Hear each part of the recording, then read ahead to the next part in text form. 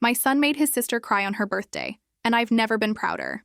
When my son was 11, his school bus crashed and his neck was whiplashed so hard that his airway was crushed. The doctors told us he would recover, but he might never speak again. But this didn't stop his younger sister Rose from talking his ear off. Nate would listen, smile, or even text responses back, and usually she's okay with that. But one time when she came home from a bad day at school, she immediately ran to Nate, and when he just patted her back in response, she whispered, "I just wish you could tell me it'll be okay." Nate spent a lot more time alone after that, and whenever I walked into his room to check on him, he was asleep under the covers. I figured it was just soccer practice tiring him out, and then came Rose's 7th birthday party. Right after she blew out the candles, Nate raised his hand, and the room went silent.